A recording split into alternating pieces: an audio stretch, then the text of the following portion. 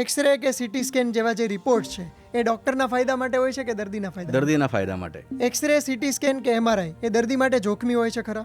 ના, બિલકુલ ના કહી શકાય, ખાસ કરીને જ્યારે એમની સારવાર માટે ઉપયોગ કરવામાં આવે ત્યારે. કોઈ વ્યક્તિએ ટેટુ કરાવેલું હોય તો એને એક્સરે કરાવવો જોખમી છે? ના, બિલકુલ નહીં, અને ક્યારે પણ કરાવી શકાતો હોય છે. દાંતના બ્રેસીસ પહેર્યા હોય કે પછી ચાંદી ભરાવી હોય તો એક્સરે કે એમઆરઆઈ કરાવી શકાય? ચોક્કસ કરાવી શકાય. રેડિયોલોજિકલ ઇન્વેસ્ટિગેશનના કારણે કેન્સર થવાનું જોખમ ખરું?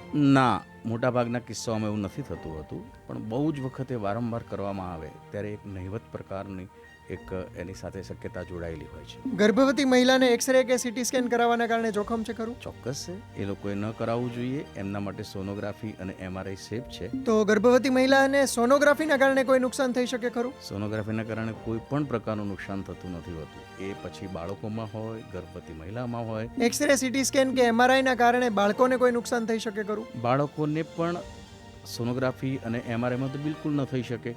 એક્સરે અને સીટી સ્કેન કરીએ ત્યારે આપણે એમને થાય એટલું ઓછા પ્રકારની જરૂર હોય ત્યારે જ કરવું જોઈએ, એવી એક સલાહ રહેલી હોય છે. એક્સરે, સીટી સ્કેન, એમઆરઆઈ એ બધા જ ઇન્વેસ્ટિગેશનમાં સૌથી સચોટ કયું?